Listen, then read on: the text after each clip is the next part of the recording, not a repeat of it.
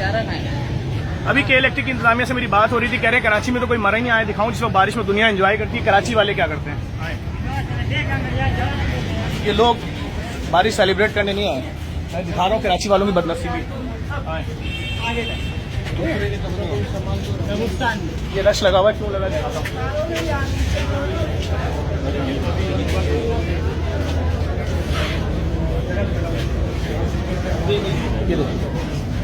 15 साल का बच्चा, मोहम्मद कैफ इसका नाम, ये इसके वालिद हैं। 3 बहनों का इकलौता भाई था। क्या हुआ सर आज सुबह इस बच्चे के साथ?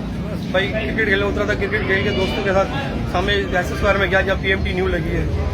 वहाँ पर तारों में पता नहीं जमीन पे करंट था, बारिश हो रही थी तो पाँव रखा, ये भी मर गए और 3-4 गायें भी मरी, जिसमें ये खाली हाथ लगाने गया था। सर ये शहीद है, बस इसके साथ एक प्रॉब्लम ये इस बच्चे के साथ ये कराची का। अगर ये इस्लामाबाद का होता, आपके पास अभी के इलेक्ट्रिक भी खड़ी होती, इंतजामिया भी, आपकी बात सुनी जाती।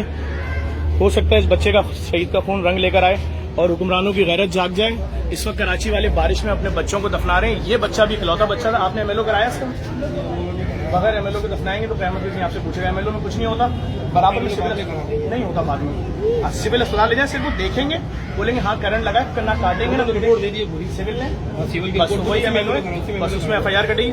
कराची की जिल्लत रुसवाई देख ली, ये कराची जलील हो रहा है। इकलौते बच्चे मर रहे हैं सबके, ये भी इकलौता बच्चा गया है। ये कह रहे थे ना कोई नहीं मरा, इस सुबह से चौथी मौत है कराची की। अगर किसी में शर्म हया गैरत है, इस वीडियो को शेयर करें। शायद चीफ जस्टिस ऑफ पाकिस्तान को कराची में रहम आ जाए। कब तक अपने बच्चों को दफनाएंगे? के इलेक्ट्रिक प्राइवेट कंपनी है, जुल्म कर रही है कराची पर।